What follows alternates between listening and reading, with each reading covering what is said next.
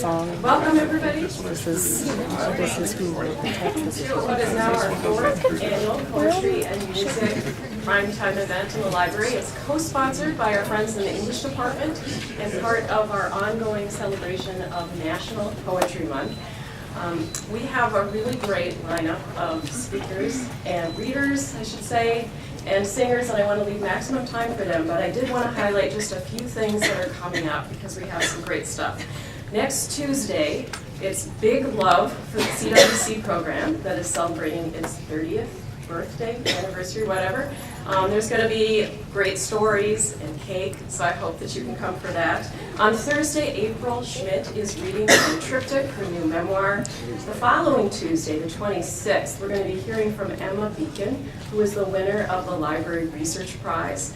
And finally, next Friday, not in the primetime slot, we're having a Maker Day event. We've never done this before, but we're going to have some stuff from our new 3D printer. We're going to have a vintage typewriter. We're going to have paint, recycled book pages, a button maker, lots of fun stuff. So we hope that many of you can come give those things a try. Now on to our program, and I just want to remind those of you who are participating to please name the person who comes after you, and the schedule is printed right here on the podium, so they know that they're supposed to come up here next. Okay, the first person we get to hear from is Jason Harms and a couple of his jazz band members.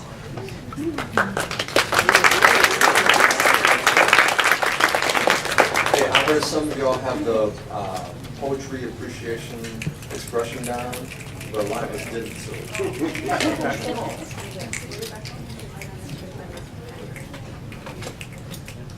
So this is it's actually a lyric that we're going to be doing at the next jazz concert, which is Friday, April 29th at the Great Hall. So it's almost a plug. It's a performance, pre-performance, and plug.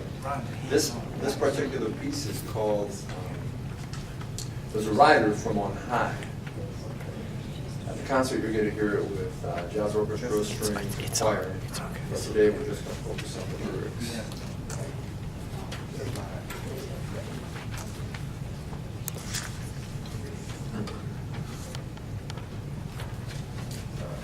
There's a rider from on high who mounts a stallion, swift and steady.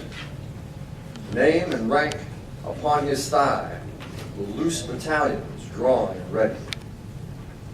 Raking every heart and mind, he whets his smiting sword and separates the intertwine. The debtor from his devil lord. Justice he will firmly ply, the rider from on high. I have heard the promise, resting, you will find strength. How I wanted safely that I could see. I was contrary. Vesting all, I pined for peace at length. Lord, please look to me. See the rider wait on high. He tarries not in vain, nor fashion. Patient for maturing cry, to exercise his rich compassion. Careful not to break the reed, bruised by the saboteur. Knowing when to intercede, he's never slow nor premature. Merciful with timely eye, the rider from on high. Turning my directions, inward I was musing. Weak affections lured me on a spree. I was unwary. Sinward is my nature, my choosing. Lord, please look to me. There's a rider from on high who finds adrift the broke, the humbled. Ride he does on open sky with winds to lift poor blokes who've stumbled. Splinting shard and riven bone, he sets anew the severed with a cross and does atone for losses hid or ledgered. Straightening what was awry, merciful with timely eye, patient for maturing cry, there's a rider from on high.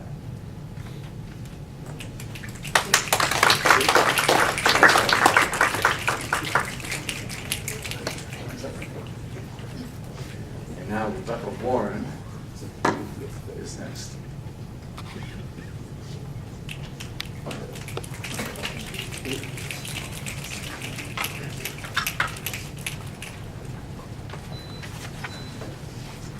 This is The Peace of Wild Things by Wendell Berry.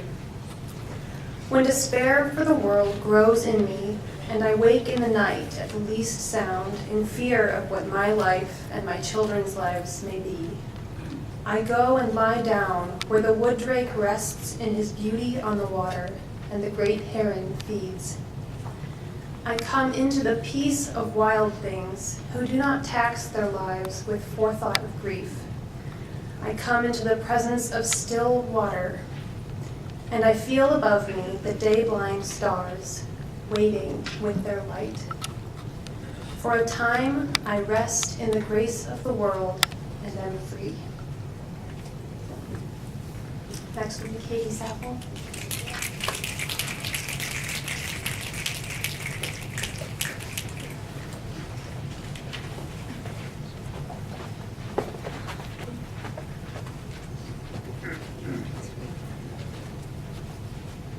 Sorry, I just got here from birding.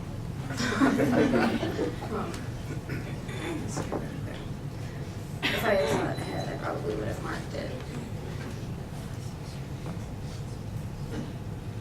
Let's see. The poem I'm going to be reading is called Hand-Me-Downs. You have taken to wearing around your father's hand-me-down anchor. I wish that you wouldn't. It's a few sizes too big, and everyone can see it doesn't fit you. It hangs loose in all the wrong places, even if it does match your skin color. You think you'll grow into it. Your arms will beef up after all the fighting, and it will sit on your shoulders if only you pin it in the right places with well-placed conviction. The bathroom mirror tells you you look good. Your fists look a lot more justified. When you dig your hands deep into the pockets, you'll find stories he left there for you to hand out to the other boys like car bombs. On days when everything else is slipping through your fingers, you can wrap yourself inside of this anger. This will keep you warm at night, help you drift off to sleep, with the certainty that no matter what happens, it will still be there when you wake up. The longer you wear it, the better it fits, until some of those stories are your own. The holes in the sleeve are from bullets you dodged yourself. When it rips snags on a barbed wire fence or someone else's family, don't worry. Your mother and your sister will mend it. Patch the holes, sew the tears, replace a button or two. They'll help you back into it and tell you how proud they are of you, how good it looks on you. The same way it looked on your dad and your granddad too, and on his father before him and on his father before him. But back then there was only sand.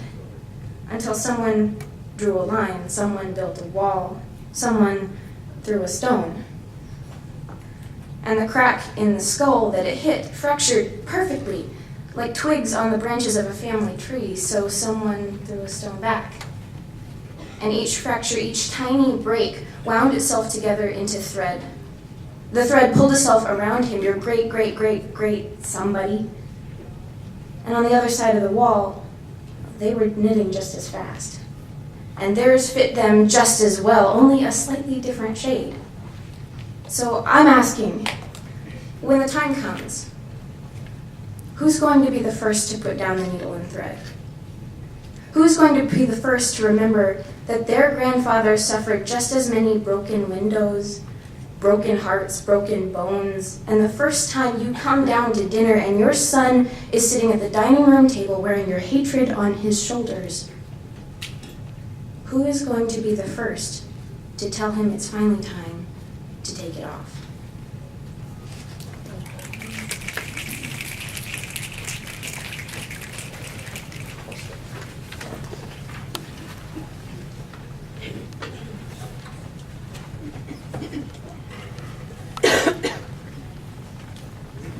Good morning, my name is Rebekah Olson, and I will be singing The Man on the Moon, originally in Scottish by a Scottish broadcaster named Maurice Lindsay, and I'll be singing the modern English translation by Thea Musgrave.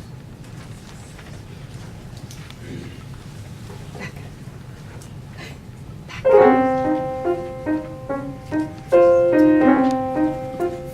man in the moon got to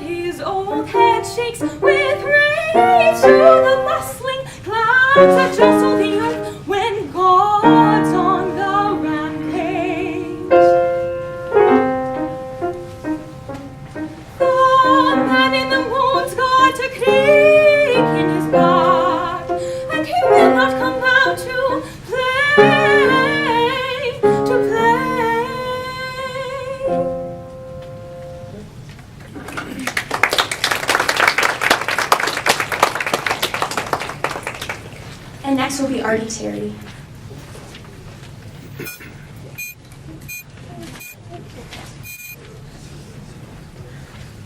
Hang on one second, I gotta make a call.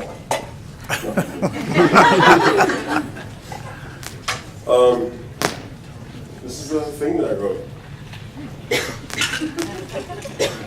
And it's called Ghosts.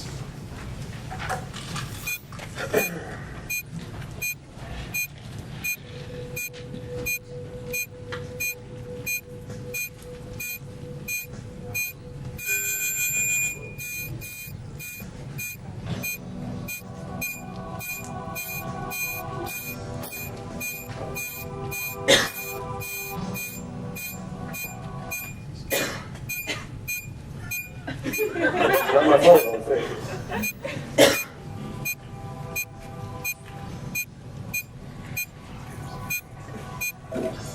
Okay.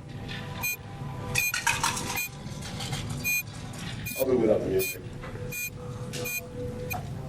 Apparitions of long past moments manifest before us actively without warning. Unlike nebulous specter of Hamlet, be thou spirit of health or goblin damned, beckoning us to go away with it. But ghosts of a different sort.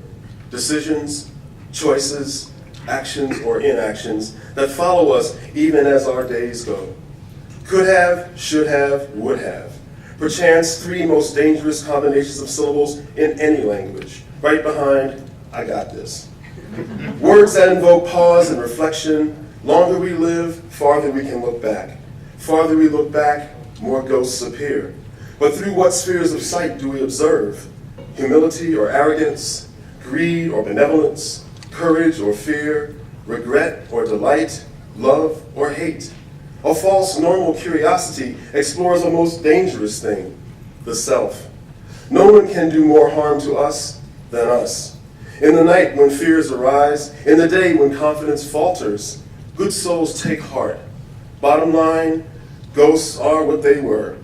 Now is the winter our discontent made glorious summer, warmth so imperative to us. Look to heaven and move on in grace. Selah. Haliee, Ewest.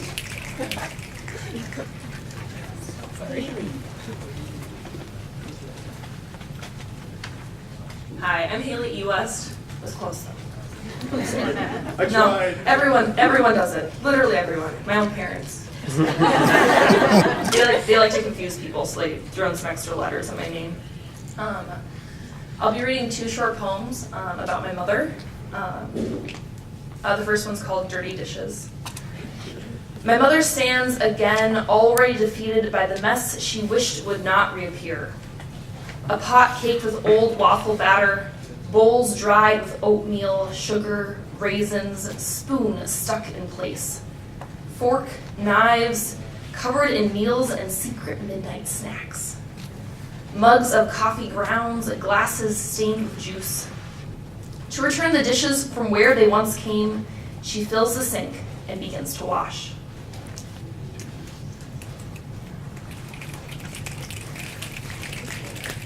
The second one is called Birdhouse. Collected over years, the house filled with birds by a mother who always wished to know how to fly. Or perhaps empathizing with the small ceramic, copper, or wooden birds, bound to their simple state, bound to stay where they were placed.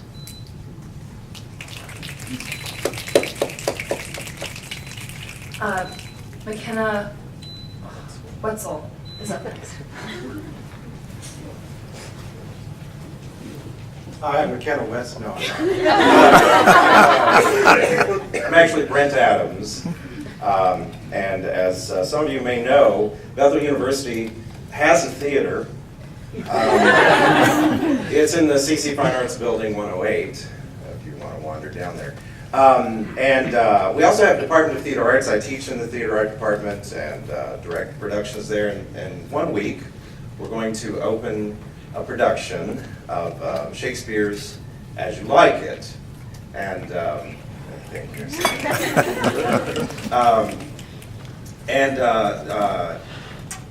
with that, we're doing some sort of different things with it. We're actually, well, in honor of Shakespeare, the 400th anniversary of Shakespeare's death, we've chosen a comedy. And to tie in with the comic side, we're making it, setting it in a post-apocalyptic future, which, given our politics, may not be so far in the future. But anyway, we're also adding neo-Elizabethan elements and steampunk elements to make it more fun. And tying in with that, we've changed several of the male characters to female characters. You'll see an example of that here with McKenna. She's going to be reading a monologue, or not reading, but presenting a monologue that was originally Jaquez, but is now Jakelin. So, come out and see the show. 1 week from today we open. We run next weekend and the following weekend. You can get your tickets in Benson Great Hall box office. I'm guessing you know where that is. But we'll be sharing that with you next week. Without further ado, McKenna Wetzel as Jakelin from Shakespeare's As You Will.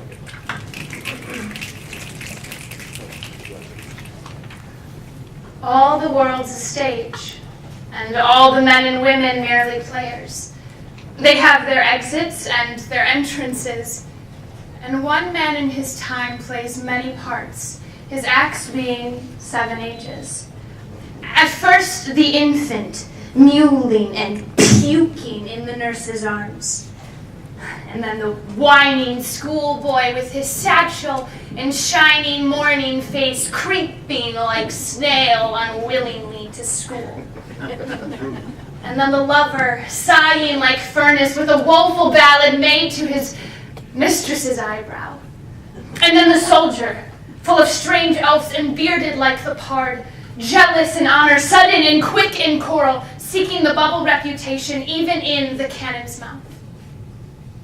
And then the justice, in fair round belly and good capon line, with eye severe and beard of formal cut, full of wise saws and modern instances.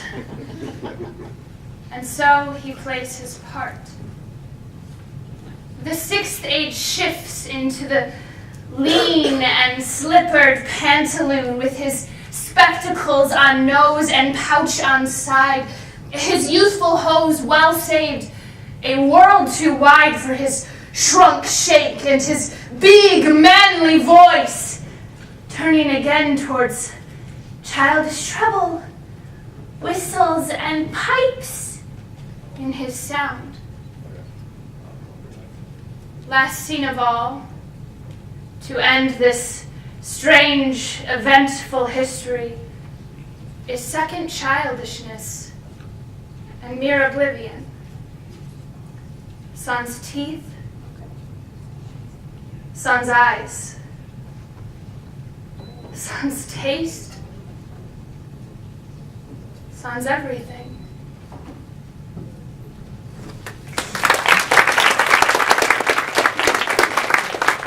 And next we will be having Madison Chao.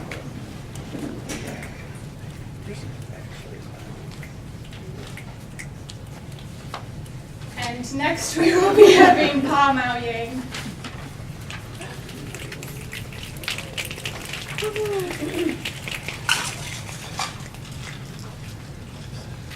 All right, my name is Pa, and I'm not a poet, but I was studying scripture in my sophomore year at Northwestern. Sorry, I love that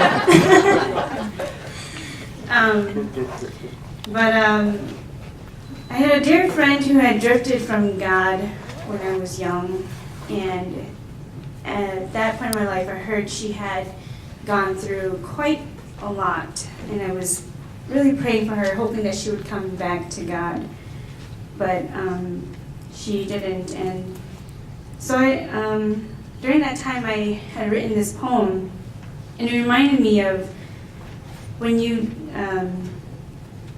drift from God, you try to make every excuse to avoid God, but it usually ends up with depression, unmotivation, despair.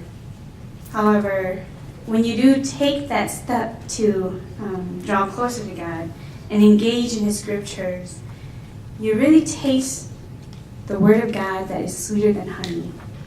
And I often refer back to this poem when I sense myself drifting from God, and reminded that He is in control no matter what you face. It's a poem inspired by the book of Job. It's called My Child, My Child. My child, my child, where have you gone? What is it that has made you go to a place where you are so distant, a place where you are so alone? My child, have you forgotten? Have you forgotten who you are, where you came from, why you are here, why you are placed on this earth? Have you forgotten? Have you forgotten? Do you not remember that I made the earth's foundation? I marked off its dimensions and stretched a measuring line across the earth. Do you not remember that it was I who put in place the sea in which you step on, and that in one command the oceans and the waves listened to me? Do you not remember that I was the one who put you on this earth because I loved you? My child, do not forget who I am and what I have done. For it was for you that I came and gave you a reason to live, a chance to be with me. It was not that you chose me, but that I chose you. My child, where have you gone? Come back to me that I may give you rest from your weary soul. Thank you. And the person's next is Amara. Falk? Amara, sorry.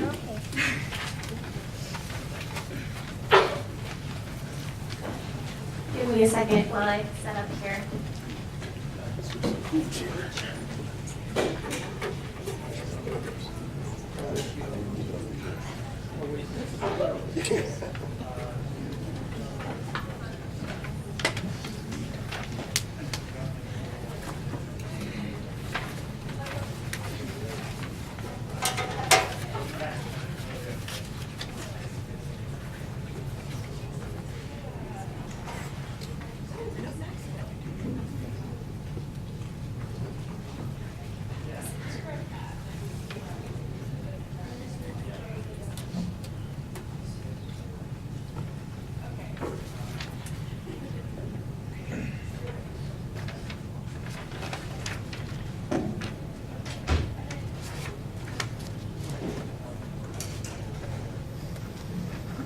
See how this goes.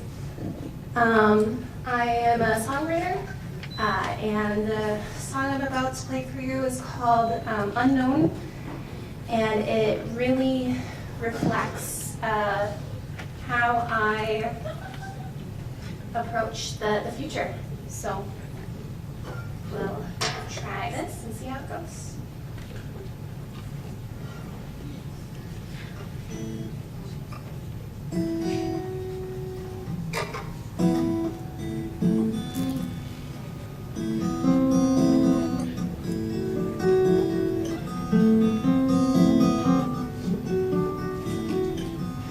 Bright lights hurts my eyes.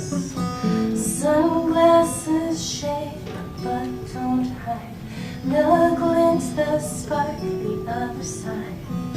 Where I run, dance, and abide. Do you hear the percussion? How they have such precision. That beat is in me. I hear it all the time. A less followed road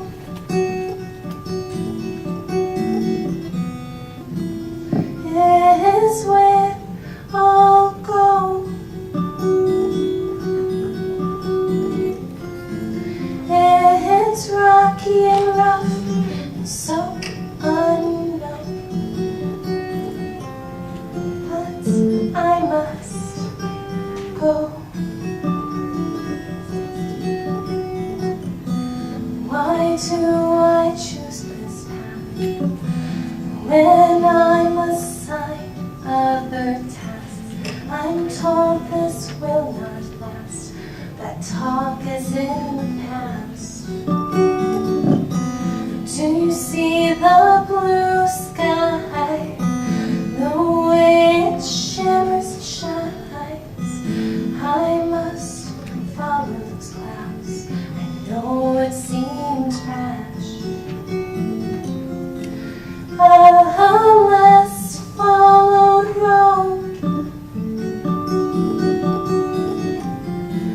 is where I'll go.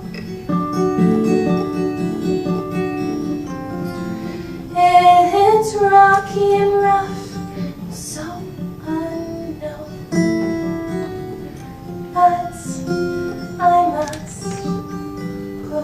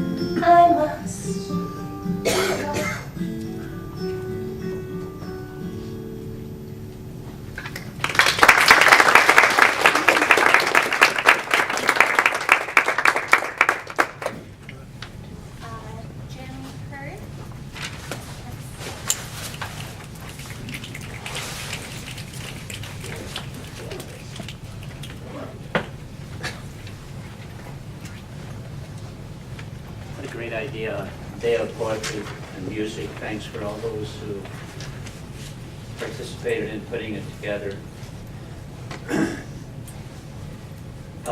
One of my favorite, almost the favorite poetry books is called The Treasury of Christian Poetry, put together by our own ancestors, edited by Lorraine Idle, Janine Bollmeyer, Lynn Falk, Gerald Healy, Dan Taylor, Christian Weeds from the English department. An amazing book.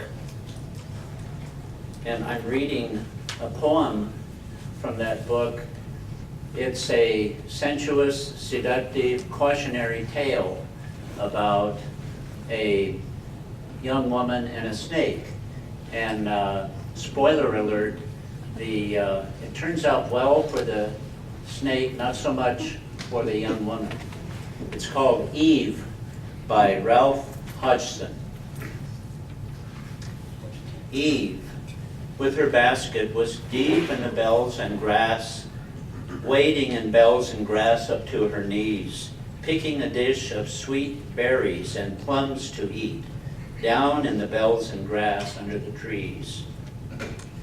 Mute as a mouse, in a corner the cobra lay, curled round a bough of a cinnamon tall. Now to get even in humble, proud heaven, and now was the moment, or never at all. Eva. Each syllable light as a flower fell.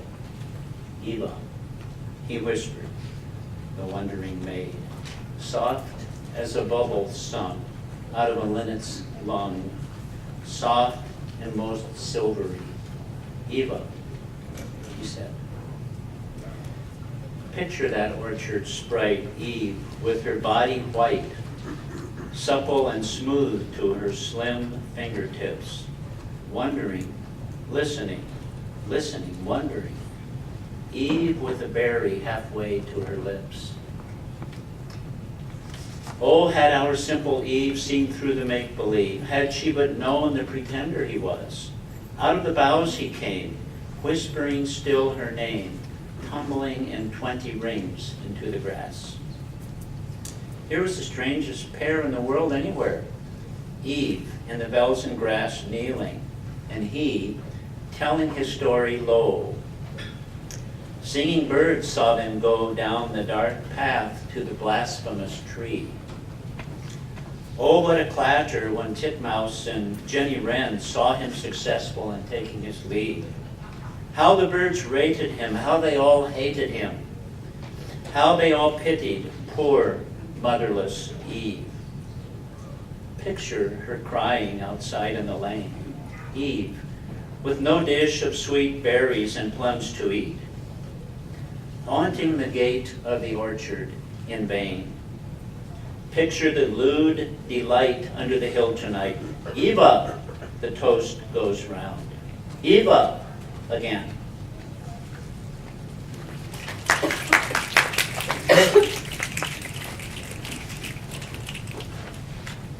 Sidney Greve.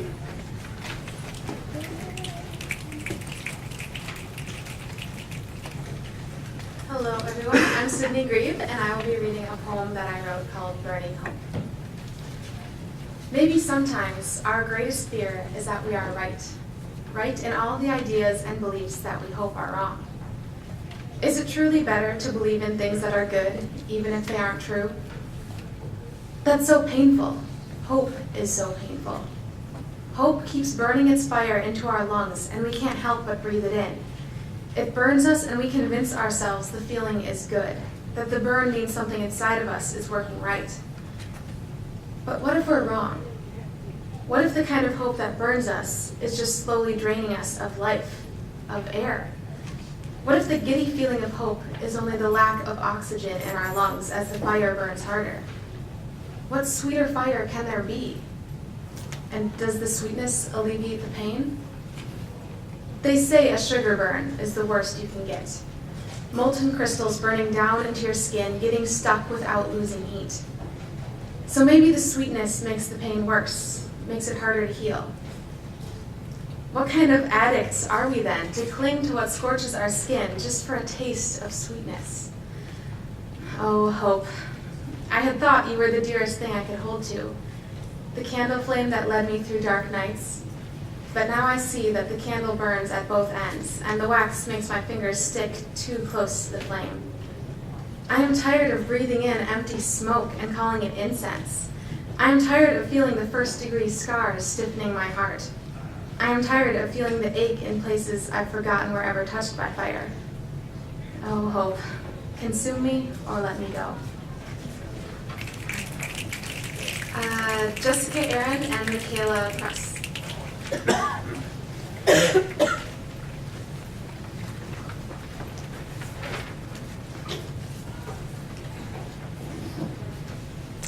Hi, we're going to be singing a piece. It's actually a German poem set to music. It's by a romantic poet, Edward Rebekah, from the 19th century. And Brahms came shortly after him and wanted to compose essentially folk songs for the German people. So this piece is from a collection called Gedichte, poetry, and Rebekah wrote a lot of poetry that was known for being simple and kind of humorous and lighthearted, but also very witty. So we have Die Schwestern, a story of two sisters.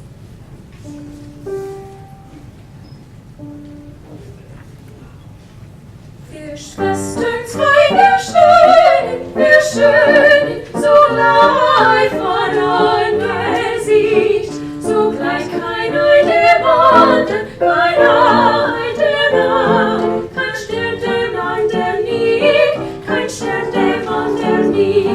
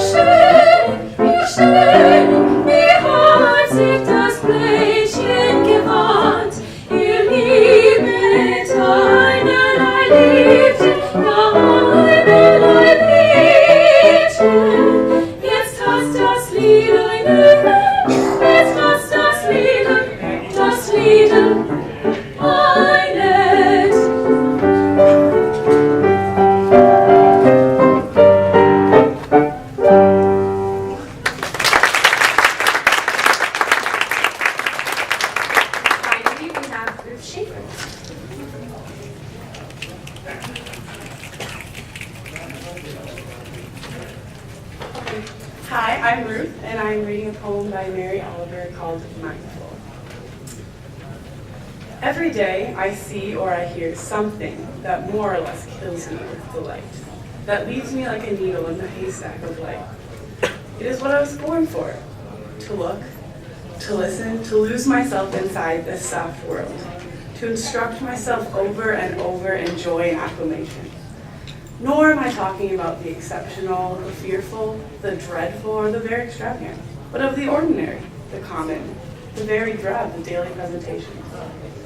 Oh, good scholar, I say to myself, how can you help but grow wise with such teachings as these? The untermable light of the world, the oceans shine, prayers that are made of grass. Thank you.